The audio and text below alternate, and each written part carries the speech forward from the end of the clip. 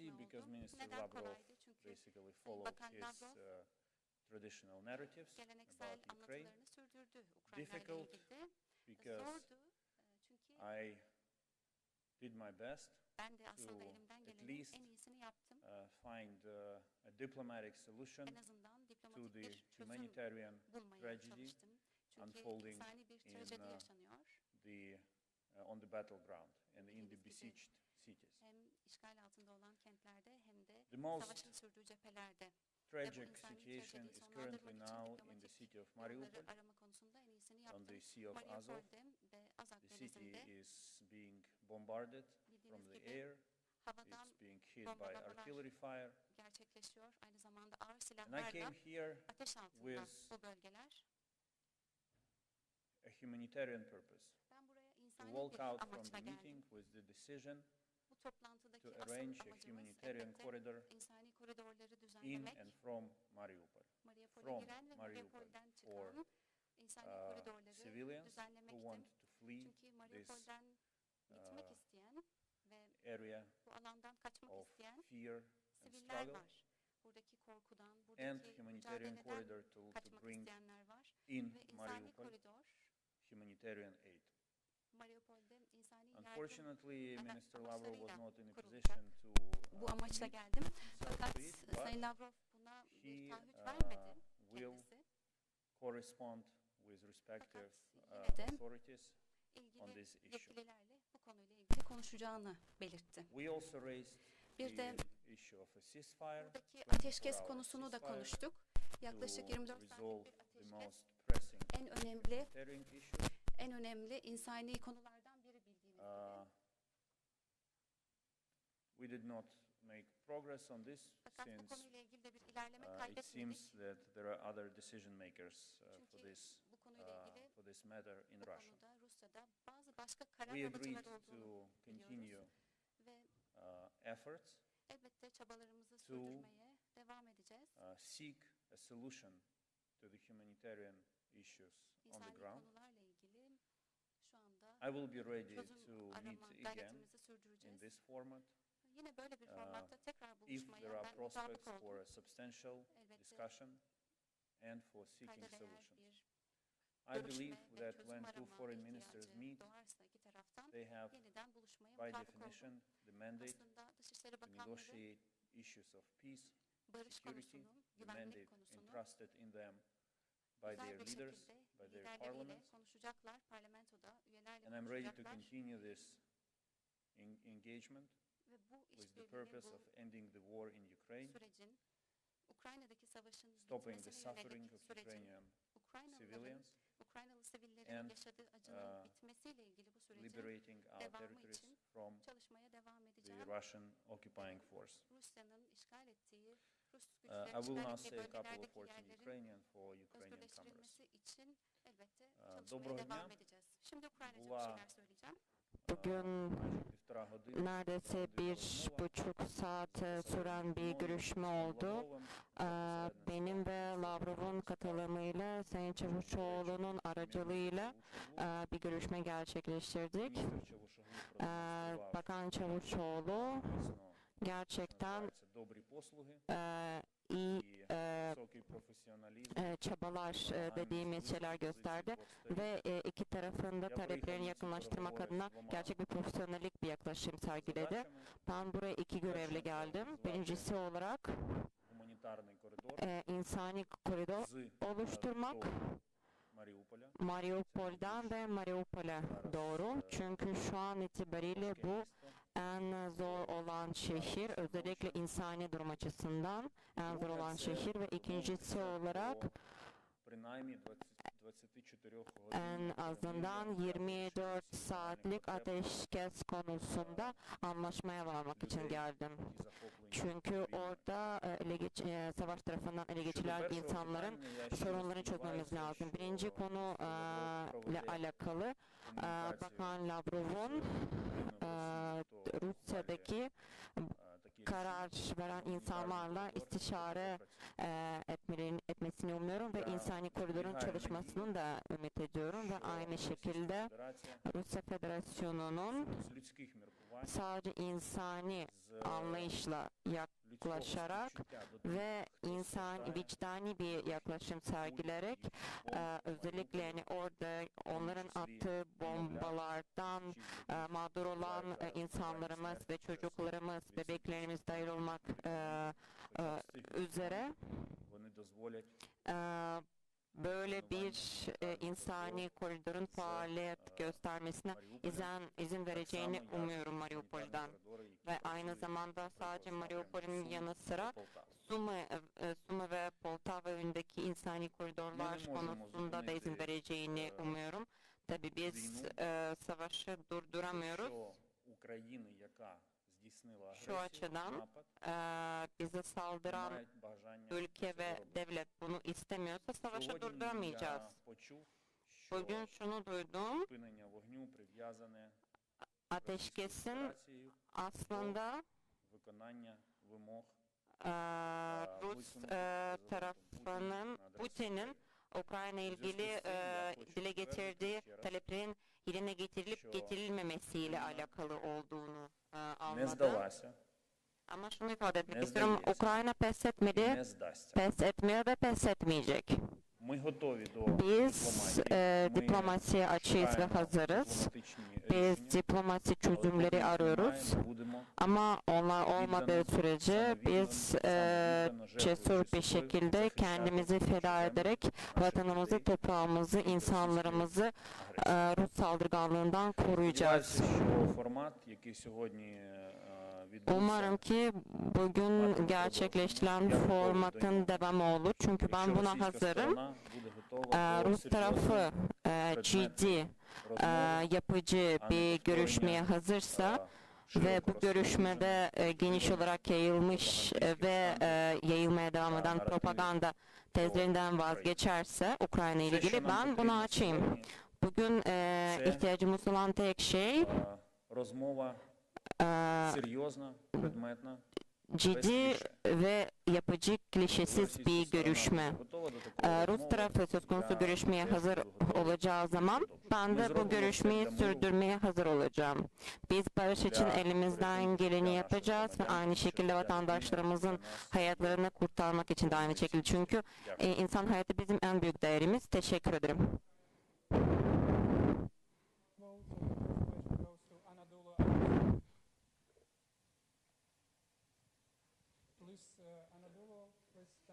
Lütfen buyurun. Anadolu'yu alalım.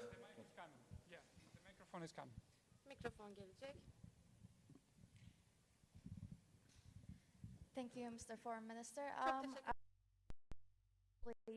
About your recent, as you just talked about, did you get an impression that this attacks will continue from your talks after this meeting? And it also leads to my next question, which is, have you received a promise or a promise about receiving any military jets from the U.S. or any country from the West to continue your struggle against in this war? Thank you. No, we did not discuss military supplies to Ukraine. Upon my initiative, we dedicated most of the time to addressing humanitarian issues on the ground because I believe this is it is the utmost priority for diplomacy to bring relief to everyone who is suffering. And I appealed to Minister Lavrov in the most constructive way, though it was not easy for me all the time to listen to what he was saying, but I appealed to him a number of times with the request to address urgently the humanitarian issues. When it comes to the first part of the question, my impression is that Russia is not in a position at this point to establish a ceasefire. They seek a surrender from Ukraine, but this is not what they are going to get. Ukraine is strong, Ukraine is fighting, Ukraine made Russian initial plans fail. We are ready to seek balanced diplomatic solutions to put an end to this war, but we will not surrender.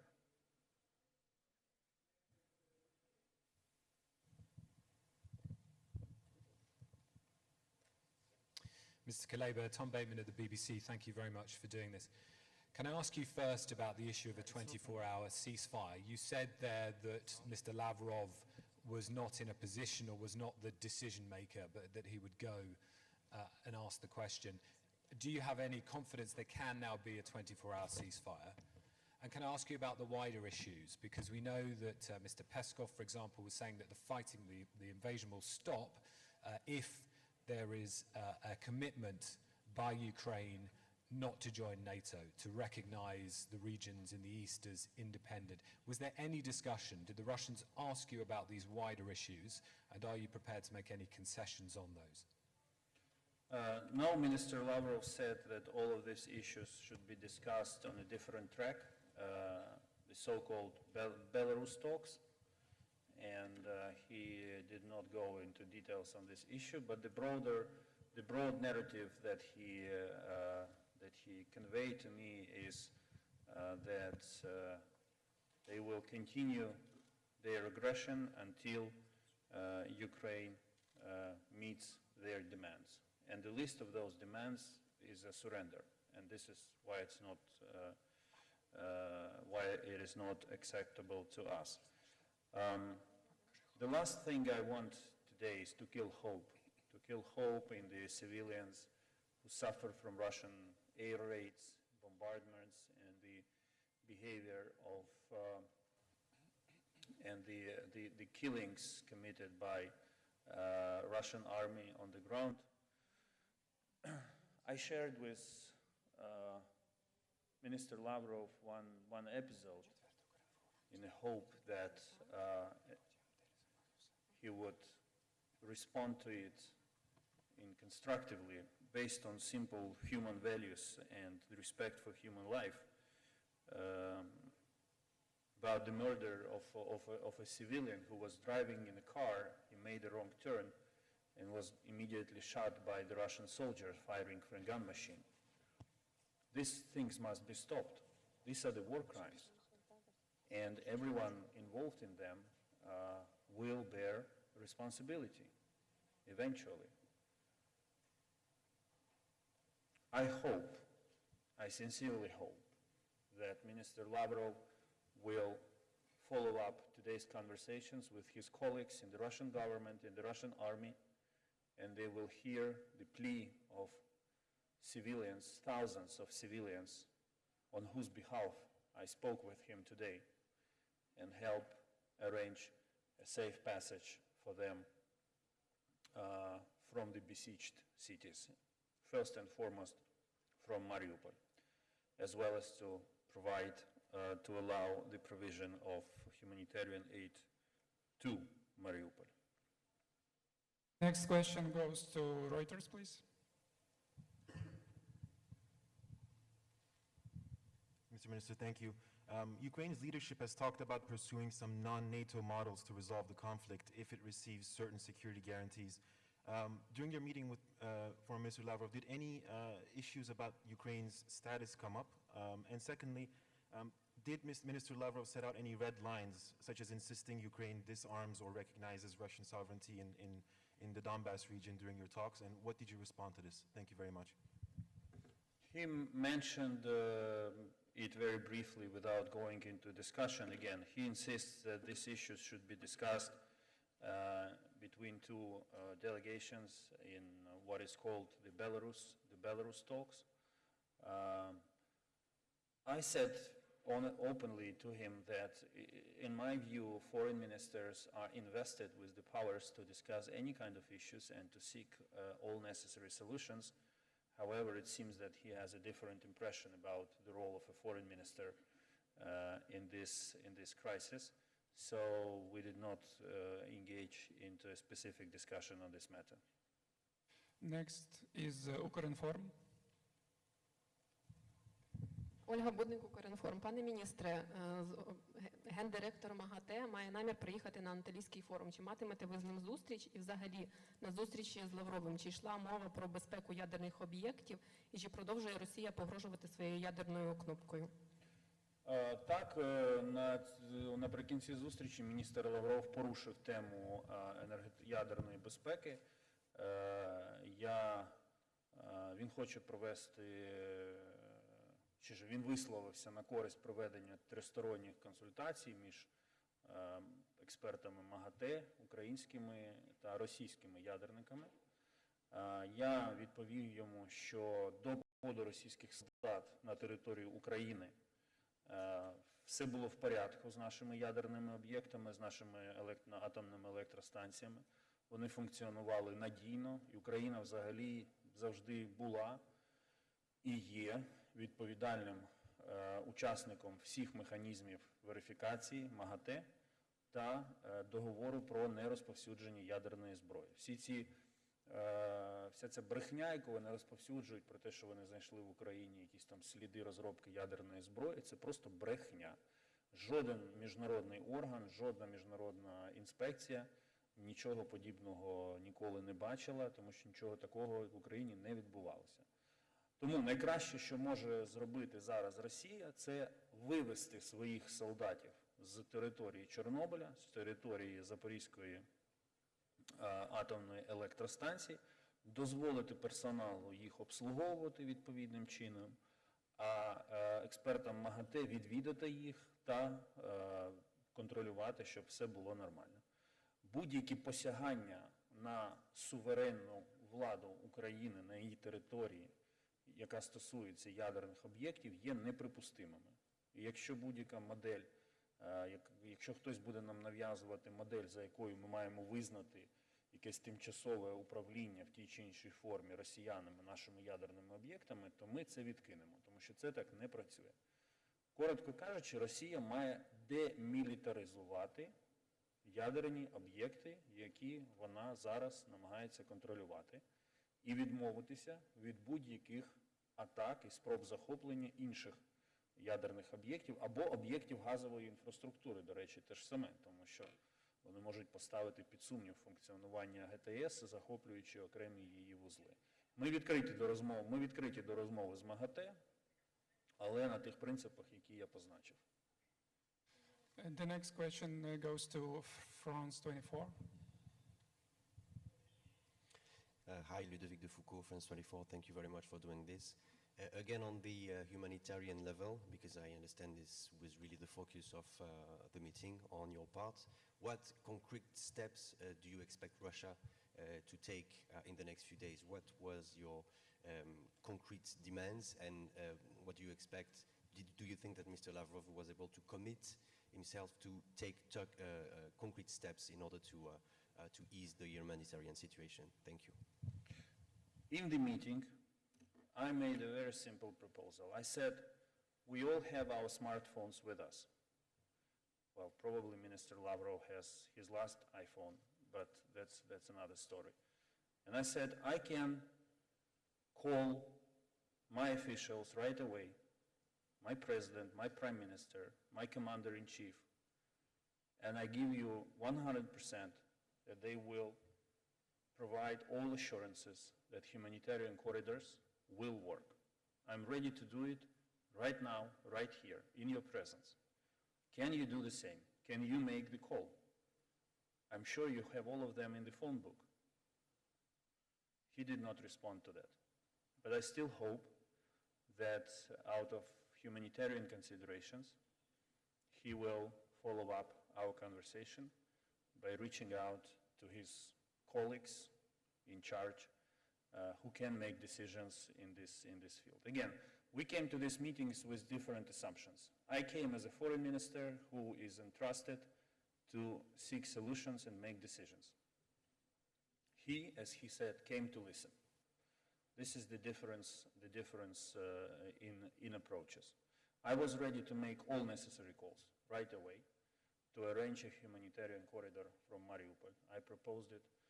My proposal was not followed by was not supported by Minister Lavrov, but again, I still hope that at least he will do it after leaving the room of negotiations. Okay, we have time for the last question. Please, Daily Sabah. Mr. Minister, the ruling party in Ukraine raised a new proposal, a security agreement in which Turkey and the United States could be guarantor countries. What is your view on the issue, and was this issue raised during the trilateral meeting? Thank you. No, we did not discuss this issue during the trilateral meeting, though I was ready to do it, but Minister Lavrov had no interest in discussing it. Again, he referred these kind of issues to the Belarusian track of talks between two working groups. The idea that you refer to is very simple. Yes, it is written in our constitution, and it has been consistent part of our consistent policy to eventually join NATO as a full member and enjoy security guarantees provided by the NATO Charter, North Atlantic Charter. However, we understand that this is not going to happen in a blink of an eye, not even in a foreseeable future. We also see from the reaction of NATO as an alliance to the Russian aggression against Ukraine that NATO is not ready to act collectively to stop the war and protect civilians in Ukraine from Russian air raids. It delegated the authority to help to member states to do it on a bilateral basis. This poses a question: how to ensure security of Ukraine between now and the eventual membership in NATO? This is the question. What my constitution says something, and I cannot speak against my constitution. But if we could reach an agreement where similar system of guarantees as envisaged by the North Atlantic Charter could be granted to Ukraine by permanent members of the UN Security Council, including Russia, of course, by Turkey as a big friend and neighboring country, by all our neighbors, this is something that we are ready to discuss. This is the idea. The war is happening now. Ukraine exists in a security vacuum. We have to think creatively on how to address this issue and ensure our security. So far, it's our army that ensures our security. It's the people of Ukraine who are sacrificing themselves to ensure security of our country, and it's a list of partners, including Turkey, who are helping us with that. But this has to be put on a systemic, sustainable basis. Thank you. Thank you, all of you. Stay safe. All the best.